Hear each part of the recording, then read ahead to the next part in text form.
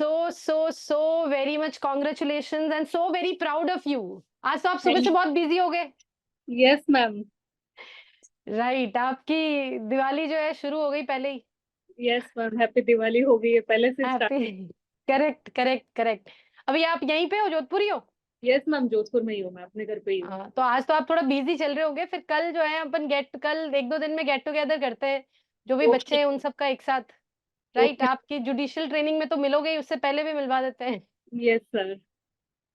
Right, चलिए let's okay hello ma'am. Everyone, once again welcome to law prep judiciary channel and I am so happy I am getting to connect with our all India rank 9 Raj Nandini. She has joined us for this interview. Congratulations Raj Nandini for this great ma'am, achievement.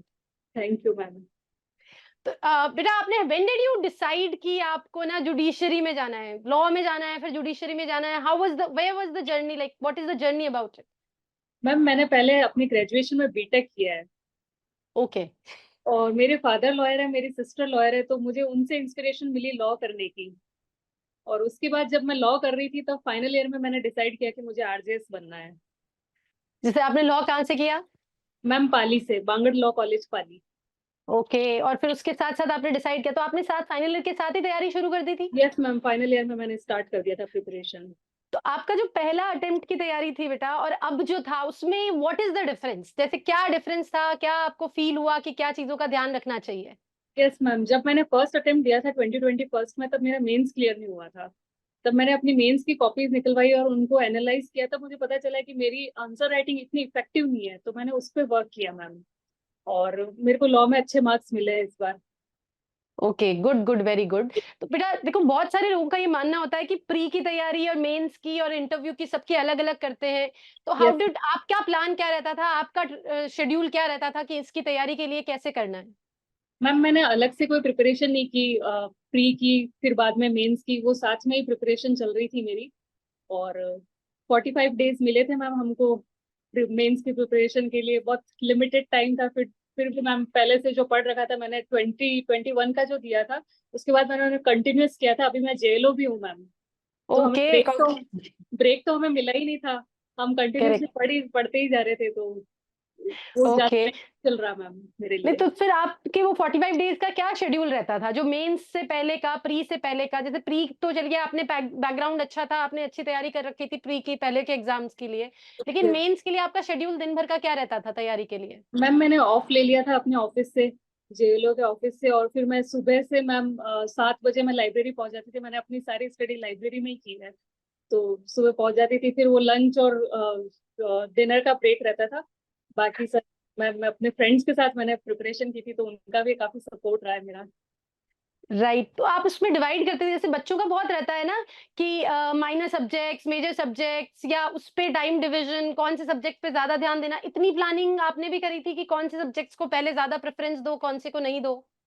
Yes ma'am, मेरा एक ये था कि मुझे major करने हैं। जैसे civil और क्रिमिनल को मैंने डिवाइड कर दिया। ठीक है, फिर मैं, जैसे सिविल है, सिविल की बात करूँ तो पहले मैं सीपीसी करती थी। सीपीसी कंप्लीट हो जाती थी 8 डेज 10 डेज में। फिर मैं कॉन्स्टिट्यूशन को लेती थी। और फिर जो है टीपी कॉन्ट्रैक्ट उनको। और वैसे ही मैं क्रिमिनल में करती थी। और एविडेंस एक है, स्कोरिंग सब्जेक्ट है, दोनों में आता है, तो मैं उसको मैं हमेशा करती थी मैम। और मेंस राइटिंग के, जैसे हिंदी इंग्लिश के टॉपिक्स की राइटिंग के लिए आप क्या शेड्यूल रखते थे? मैम, मैंने हिंदी में, मेरी राइटिंग इतनी अच्छी नहीं है और स्पीड भी फास्ट नहीं है, तो मैंने मतलब पहले से ही, जब से प्री की तैयारी कर रही थी तब से ही मैंने मतलब रोज एक पेज लिखती थी, न्यूज़पेपर से जो भी आर्टिकल उठा लेती थी और राइटिंग करती थी मैम। तो ये काफी बेनिफिशियल रहा मेरे लिए। और इंग्लिश में अनएक्सपेक्टेड था क्वेश्चन? यस मैम, बहुत अनएक्सपेक्टेड था, बट मैंने जो थ्री मेरे प्रिपेयर हिसाब से किया आप था। न्यूज़पेपर से रिलेटेड आर्टिकल्स लिख रहे थे, तो that must have helped you. Yes ma'am. और चंद्रयान ओके। 3 मैंने हिंदी में प्रिपेयर किया था, वो इंग्लिश में आ गया, तो मेरे लिए वो थोड़ा लकी रहा। जी, बिल्कुल, क्योंकि आपने कहा ना न्यूज़पेपर में से लिख रहे थे, तो 100% जो टॉपिक थे वो न्यूज़पेपर रिलेटेड ही थे, करंट रिलेटेड ही थे, यस इस वजह मैम। से। अच्छा, इंटरव्यू से पहले आपको क्या लग रहा था कि आप इतनी बढ़िया सिंगल डिजिट रैंक एआईआर 9 लेके आओगे? जैसे मेंस के बाद तो होता ही है प्रेशर, बट एआईआर यस। 9 के लिए आप सोच के रखे थे कि भई अब टॉप रैंक में आएँगे? नो मैम, सच बताओ तो मैंने ये सोचा नहीं था। मेरे लिए थोड़ा अनएक्सपेक्टेड है कि मेरी 9th रैंक है। बट मेरे को ये था कि हो जाएगा सिलेक्शन, क्योंकि लॉ पे मुझे थोड़ा भरोसा था, लॉ के पेपर अच्छे हुए थे मेरे, और इंग्लिश का इतना अनएक्सपेक्टेड रिजल्ट था, तो उस वजह से मैंने ये एक्सपेक्ट नहीं किया था। बट अच्छा, इंटरव्यू के साथ-साथ ना ये पूरा विवाद भी चल रहा था related to case and everything, तो थोड़ा यस, उससे were you feeling nervous about something? No ma'am, मैंने उस पर ध्यान ही नहीं दिया। मैंने कहा जो भी होगा वो सारे बच्चों के साथ होगा, तो उस पर मैंने ध्यान नहीं दिया। मैं अपनी और प्रिपरेशन। इंटरव्यू देखो, बच्चे ना जैसे मेंस के साथ-साथ जो घर से थोड़ा प्रेशर रहता है कि अब सबको उम्मीद है, प्रेशर इन द खराब वाला नहीं, पर ये है कि सबको लगता है कि अब तो इसका हो जाएगा, या वो वाला प्रेशर, या उससे कैसे डील करते हैं? मैम, मेरे फैमिली वालों ने, फ्रेंड्स ने काफी सपोर्ट किया मुझे, बोलते थे हो जाएगा, बस तुम अपना ये जो है इंटरव्यू दो अच्छे से, हो जाएगा। तो इसीलिए मैं भी कॉन्फिडेंट फील कर रही थी मैम। अच्छा, इंटरव्यू में जो सवाल थे, वो क्या थे और क्या आप उसके लिए मेंटली प्रिपेयर्ड थे, एक्सपेक्टेड थे, तैयार थे आप उन सवालों के लिए? नो मैम, मैं उसके लिए मतलब अनएक्सपेक्टेड था मेरे लिए। मेरे को लगा कि मैं जेएलओ हूँ, तो उससे कुछ जीएसटी डिपार्टमेंट में हूँ, तो मुझे लगा उससे कुछ सवाल आएंगे।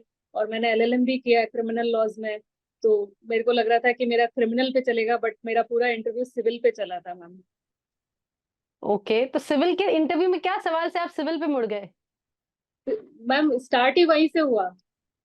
पहले उन्होंने जाते पूछा कि आप हिंदी में कंफर्टेबल है या इंग्लिश में, तो मैंने कहा हिंदी में कंफर्टेबल हूँ। तो स्टार्ट ही उसी से कि चलो मैं आपको हिंदी में सवाल पूछता हूँ कि प्रांग न्याय बताइए क्या होता है। अच्छा, तो शुरुआत वहीं से उस डायरेक्शन में चली गई। तो यस। ओवरऑल आप अपने इंटरव्यू से सैटिस्फाइड थे? आफ्टर इंटरव्यू आपको लग रहा था कि ये अच्छा हुआ है? यस मैम, मतलब मिक्स्ड था, क्योंकि मेरा जो बोर्ड था मैम, वो ना क्वेश्चन पूछते हैं फिर खुद ही समझाने भी लग जाते हैं, तो इसीलिए मैं एनालाइज नहीं कर पाई कि कैसा जा रहा है मेरा इंटरव्यू। राइट, जैसे आप जो आंसर दे रहे हो उसके साथ-साथ वो भी कुछ वो ऐड कर वापस। रहे हैं। जैसे वो अ करेक्ट, करेक्ट। ओके, सो अब फाइनली जब आप सिलेक्टेड हैं, तो गोइंग फॉरवर्ड आप, क्योंकि इस बार भी अगेन, पहले भी ऐसा 1-2 बार हुआ है, इस बार भी अगेन आरजेएस के रिजल्ट में टॉप 10 में लड़कियां ज्यादा हैं। तो यस मैम। आपको क्या लगता है कि लड़कियों, क्योंकि लड़कियां बहुत सोचती है कि लीगल करियर में जाना है, नहीं जाना है, जुडिशरी में जाना है कि नहीं जाना है, व्हाट विल यू रिकमेंड? आप लड़कियों को क्या सलाह देंगे कि लीगल करियर उनके लिए कैसा है? मैम, मुझे लगता है लीगल करियर बेस्ट है, और जुडिशरी तो और भी बेस्ट है गर्ल्स के लिए, ऐसा बोला जाता है मैम। तो करनी चाहिए उन्हें तैयारी, और बिल्कुल इस फील्ड में आना चाहिए गर्ल्स को। और लोअर जुडिशरी में, हायर जुडिशरी में तो फिर भी फीमेल का रेशो कम है, बट लोअर जुडिशरी में तो मैम अब जैसे आज रिजल्ट देखा है तो पता ही है कितना। Correct, correct. आज भी 10 में से 9 जो हैं वो लड़कियां हैं टॉप में, तो यस आप भी मैम। उनमें से एक हैं, तो बहुत ही बढ़िया है। अच्छा, इसके साथ-साथ ना बेटा, सोशल मीडिया से रिलेटेड ब लोगों यस का, जैसे आप सोशल मीडिया पे कितने एक्टिव थे? आप जॉब भी कर रहे थे, फिर इसकी तैयारी भी कर रहे थे, और सोशल मीडिया?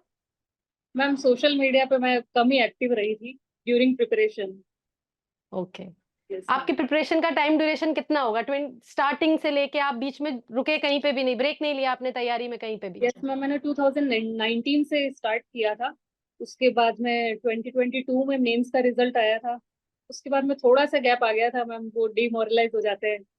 उसके बाद तो से मैंने कंटिन्यू रखा अपना प्रिपरेशन को। क्योंकि आपका इंटरव्यू बहुत सारे बच्चे देख रहे होंगे जो जानना चाहेंगे कि कैसे वापस मेंटली पॉजिटिव माइंडसेट से तैयारी की जाए, क्योंकि ये बार बार ख्याल आता होगा ना कि इस बार, तो उससे कैसे, व्हाट विल यू सजेस्ट? जो सेकंड या थर्ड अटेम्प्ट दे रहे हैं बच्चे, उनके लिए आप क्या सलाह, उनको क्या आप सीख देंगे कि इस चीज का ध्यान रखें या ऐसा करें, तो पॉजिटिव माइंडसेट से अटेम्प्ट दे सकते हैं?